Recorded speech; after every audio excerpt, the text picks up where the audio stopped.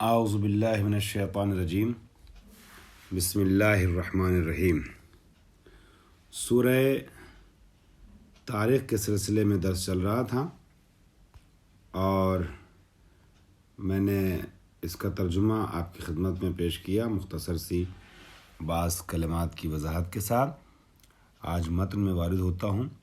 علامہ ذیشان حیدر جوادی کی جو کتاب ہے مختصر تفسیر پر مشتمل، اس سے گزرتے ہوئے ہم تفسیر شبر میں وارد ہو رہے ہیں۔ اعلان ہوتا ہے والسماء ذات البروج، یہ سورہ جو آج شروع ہو رہا ہے اور اس کا ترجمہ پہلے ہو چکا ہے۔ والسماء والطارق، سورہ طارق کے بارے میں بیان ہوتا ہے کہ اس میں 17 آیتیں ہیں اور یہ سورہ مکی ہے۔ اصلہ کل ما یاتی لیلن، طارق سے مراد کیا ہے؟ اصل میں طارق ہر اس کو کہتے ہیں، اس ذات کو کہ جو شب میں آئے، وارد ہو۔ شب میں آنے والوں کو طارق سے تعبیر کیا جاتا ہے۔ وہ اریدہ بہل کواکب لظہوری لیلن، اور یہاں طارق سے مراد ستارے ہیں کیونکہ یہ ستارے رات میں ظاہر ہوتے ہیں۔ انہوں نے علامہ آیت اللہ ناصم مکارم شیرازی نے اپنی تفسیر نمونہ میں ذکر کیا ہے اس ایک واقعے کا، اس آیت کی وضاحت کرتے ہوئے۔ ایک منافق تھا، بہت مشہور منافق، آپ سب کو اس کا علم ہے، اشعث ابن قیس کندی، کہ جس کی بیٹی جودہ بنت اشعث بعد میں امام حسن کی قاتلہ بنی، اور جس کا بیٹا محمد ابن اشعث امام حسین کے کربلا میں قاتلوں میں شامل تھا۔ یہ منافق تھا، نہروانیوں کا سربراہ۔ اشعث ابن قیس امیر المومنین حضرت علی ابن ابی طالب علیہ السلام کے پاس شب کے سناٹے میں آتا ہے۔ یہ منافق اور حلوے اور شیرینی اور مٹھائی سے بھرے ہوئے ایک ظرف کو لے کر کے آتا ہے اور حضرت علی کو پیش کرنا چاہتا ہے، اور اپنے خام خیالی میں یہ تھا، ذوم ناقص میں سمجھ رہا تھا کہ مولا کائنات کے دل کو اپنی طرف جلب کر لے گا، مائل کر لے گا اپنے اس عمل سے، اور جو اگلے دن جو فیصلہ ہونے والا ہے اس فیصلے میں مولا کائنات اس کی طرف سے بولیں گے۔ یعنی مولا کائنات کے قلب کو اپنی طرف مائل کرنے کے لیے یہ ناقص العقل مولا کائنات کے پاس شیرینی لے کر کے آیا تھا۔ مولا کائنات اس کو دیکھ کر کے فرماتے ہیں وَعَجَبُ من ذَلِكَ طَارِقٌ تَرَكَنَا بِمَلْفُوفَةٍ فِي وِعَائِهَا، حیرت ہے، تعجب ہے، ٹھیک ہے۔ وَأَز اِن شگفت انگیز داستان کسی است، کیا اس سے بھی زیادہ حیرت ناک داستان کسی کی ہے کہ ہنگام شب در خانه را کوبید وہ برما وارد شد، کہ رات کے سناٹے میں دروازے کو کٹکھٹایا اور ہم پر وارد ہوا، حالانکہ در حالی کے ظرف سرپوشیدے پر از حلوہ لذیذ با خود آورده بود، حالانکہ لذیذ حلوہ جو ہے وہ ڈھانک کر کے لے کر کے آیا تھا ایک ظرف میں۔ تو یہاں امام نے طارق کا لفظ کے لیے استعمال کیا ہے، تو شب میں آنے والے کے لیے سناٹے میں لفظ طارق کو استعمال کرتے ہیں۔ ستاروں کے لیے، کواکب کے لیے، کوکب کی جمع کواکب، طارق کا لفظ استعمال ہوا ہے۔ وما ادراک ما الطارق، اور تم کیا جانو گے کہ طارق کیا ہے؟ النجم الثاقب، طارق کیا ہے؟ نجم الثاقب ہے۔ وہ کیا ہے؟ المضیء لثقبہ الظلام، یہ روشنی پھیلانے والا ہے چونکہ ظلمتوں کو، اندھیروں کو چاک کر دیتا ہے، اس لیے اس کو نجم ثاقب کہتے ہیں۔ او الافلاک بضوئہ، یا المضیء الافلاک بضوئہ، افلاک کو منور کر دیتا ہے، اور افلاک یعنی فلک کی جمع نا، افلاک کے سینوں میں داخل ہوتا ہے اپنی روشنی کے ذریعے سے، منور کر دیتا ہے افلاک کو اپنے نور سے، اپنی روشنی سے۔ اریدہ بہی، اب سوال یہ ہے کہ اس ستارے سے مراد کون سا ستارہ ہے؟ یہاں پر تفسیر نمونہ میں مختلف احتمالات دیے گئے ہیں جس کا خلاصہ آپ کی اس کتاب میں موجود ہے۔ آیا ستارہ ثریا مراد ہے یا ستارہ زحل مراد ہے یا زہرہ مراد ہے یا شہب ثاقب سنا ہوگا آپ نے وہ مراد ہے یا اس طریقے سے کوئی اور خاص ستارہ.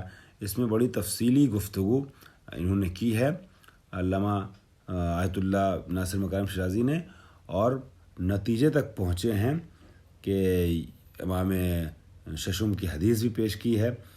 تمام چیزوں کو دیکھتے ہوئے اس نتیجے تک پہنچے ہیں کہ اس سے مراد زحل ستارہ ہے. اور آخر میں تحریر کرتے ہیں قابل توجہ ان کے زحل آخرین و دور ترین ستارے منظومہ شمسیہ کے بعد چشم غیر مسلح دیدے میں شباد. اور یہ زحل جو ہے وہ سب سے آخری اور دور والا ستارہ وہ ہے منظومہ شمسی کا کہ جو بغیر کسی وسیلے کے آنکھوں سے دیکھا جا سکتا ہے، یعنی یہاں پہ دوربین وغیرہ لگانے کی ضرورت نہیں ہے. اسی سلسلے کو انہوں نے آگے بڑھایا اور بڑی روایتیں نقل کی ہیں، اور اسی ستارے کو نجم ثاقب سے تعبیر کیا گیا ہے. زیادہ احتمال قوی یہی ہے، اور اسی احتمال پر ساری تفصیلات مرتب کی گئی ہیں تفسیری کتابوں میں، من جملہ وہ کتاب جس کا میں نے آپ کے سامنے نام لیا، آپ کی خدمت میں نام پیش کیا. اب دیکھیں تفسیر نمونہ سے ہم واپس آتے ہیں آپ کی تفسیر کی طرف. انہوں نے خلاصتاً اس بحث کو ایک لائن میں بیان کیا ہے. اریدہ بہی زحل، اس سے مراد نجم الثاقب سے کون سا ستارہ ہے؟ ستارہ زحل. یا ثریا ہے، یا نہ زحل ہے نہ ثریا ہے نہ کوئی اور ستارہ زہرہ مریخ وغیرہ، بلکہ کون سا ستارہ کیا ہے مراد؟ جن سے کوکب مراد ہے، جن سے نجم مراد ہے. چونکہ ستاروں کی یہ کیفیت ہوتی ہے کہ وہ اندھیروں کو چاک کرتے ہیں، اندھیروں کے سینوں کو، لہذا کوئی بھی ستارہ مراد ہو سکتا ہے. والمروی الاول، لیکن روایت میں زحل ہے، جیسا کہ میں نے بھی آپ کی خدمت میں ابھی عرض کیا کہ انہوں نے بھی ناصر مکارم شیرازی صاحب نے بھی مختلف روایات کے سہارے سے اس چیز کو پیش کیا ہے. چنانچہ وہ تحریر کرتے ہیں کہ ان معناز حدیثی کے، کون معنی؟ زحل والا. ان معناز حدیثی کے از امام صادق اسلام نقل شدہ استفادے میں شبد، یہی معنی اس حدیث سے سمجھا جا سکتا ہے جو چھٹے امام سے نقل بھی ہے. درانجہ کے منجمی از حضرت سوال کرد کہ منظور الثاقب در کلام خدا النجم الثاقب چیز. ایک منجم نے، ستارہ شناس نے پوچھا امام سے کہ نجم ثاقب میں مراد کیا ہے ثاقب سے؟ فرمود ستارہ زحل است کہ طلوعش در آسمان ہفتمین است. ستارہ زحل کہ جو چرخ ہفتم پر طلوع کرتا ہے. و نورش آسمان ہا را می شکافت، اور اس کا نور آسمانوں کو چاک کر دیتا ہے، مطلب آسمانوں تک پھیلتا ہے تمام. و بے آسمان پائین می رسد لذا خداوند آن را نجم ثاقب نمید. چرخ ہفتم پہ طلوع کرتا ہے اور چرخ اول تک اس کا نور نیچے تک آتا ہے، اسی لیے اسے نجم ثاقب سے خداوند نے تعبیر کیا ہے. بہرحال تو یہ فرماتے ہیں والمروی الاول، پہلا والا نہیں، زحل جو ہے وہ روایت میں آیا ہے. ان اب آئی ہے آیت ان کل نفس لما علیہا حافظ. یہاں پہ کچھ تفصیلی بحثیں ہیں، مگر ان تفصیلی بحثوں میں میں نہ جاتے ہوئے اس کا خلاصہ آپ کی خدمت پیش کروں گا کہ یہ ان جو ہے یہ دو احتمال ہے. پہلا احتمال جیسا کہ قرآن میں لکھا ہوا اس کے اعتبار سے میں پڑھ رہا ہوں بعد میں، جس کو انہوں نے قریہ کہا ہے، یعنی ان کلو نفس لما علیہا حافظ. لما پڑھیے اس کو. وقریہ لما بالتشدید، نیچے آ جائیے اگلی سطر میں، قریہ لما بالتشدید، اسے لما پڑھا گیا تشدید کے ساتھ. بے معنی اللہ، لما اللہ کے معنی میں. و ان نافیہ، اور یہ جو ان آیا ہے نافیہ ہے. میرے اعتبار سے یہ نظریہ جو انہوں نے بعد میں بیان کیا یہی صحیح ہے، یا کم سے کم یہ کہیں بہتر ہے، اور قرآن مجید میں اسی طریقے سے لکھا ہوا ہے، لیکن صاحب کتاب نے اس کو بعد میں رکھا ہے. یعنی ان کل نفس، کوئی نفس ایسا نہیں ہے مگر یہ کہ اس کے اوپر ایک حافظ ایک نگراں ہے. وہ حافظ اور نگراں کیا ہوتا ہے؟ فرشتہ ہوتا ہے. اس کے علاوہ ایک اور احتمال ہے جو صاحب کتاب دے رہے ہیں، اس کو سن لیجئے. ان مخففہ، یہ ان جو آیا ہے ان کلوں میں، یہ ان مخففہ ہے انا سے، یعنی انا تھا اصل میں اور شان کو سمجھانے کے لیے تھا، اس کو مخفف کر کے ان آ گیا ہے. اے ان شان، یعنی شان یہ ہے کہ کل نفس، ہر نفس، لما، یہ لما ہے، نیچے حاشیے میں ہے بفتح المیم میم مخففہ، لما ہے، یہ میم کی تشدید کے ساتھ نہیں، میم کے فتح کے ساتھ ہے، لما. ان یعنی انا، بے شک شان یہ، ان شان یہ کہ ہر نفس، لما علیہ حافظ، اس کے اوپر ایک حافظ ہے، بے شک اس کے اوپر ایک حافظ ہے. اب لما کا ترجمہ استثناء کا نہیں ہوگا، تو اب یہ لما پھر کیا ہوا؟ اس کے لیے فرماتے ہیں یہ لما میں لام جو ہے لام مفارقہ ہے، یہ لام فارقہ، اور ما جو ہے مائے زیادہ ہے. جب مائے زیادہ ہو گیا تو ترجمہ تو ہوگا نہیں اس کا. لام جو ہے وہ لام مفارقہ ہے. لام مفارقہ ہے. لام فارقہ کیا ہے؟ اس کے بارے میں ملتا ہے عربی کتابوں میں کہ اللام الفارقہ ہی حرف یلازم ان المخففہ من انا. یہ جو لام مفارقہ ہے یہ متصل ہوتا ہے اس ان کے ساتھ کہ جو انا سے مخفف ہوا ہے. اذا اہملت، جب وہ اس کا عمل باطل ہو جائے، یعنی اپنے اسم کو نصب اور خبر کو رفع نہ دے.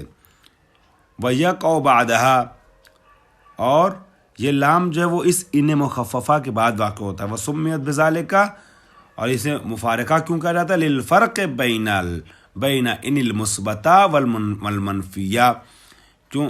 فرق بتانے کے لیے، سمجھانے کے لیے ان مثبتہ اور ان منفیہ کے درمیان. یعنی یہ جو ان میں پڑھ رہا ہوں ان کل نفس، جس کا ترجمہ نہیں ہے، یہ ان منفیہ ہے، اور جو مخففہ ہے وہ ان مثبتہ ہے. ان مثبتہ کو ان منفیہ سے الگ کرنے کے لیے لام لے آتے ہیں، لما. جیسے ان حاضان لساحران، اور اللہ تعالیٰ کا قول ان وجدنا اکثرہم لفاسقین.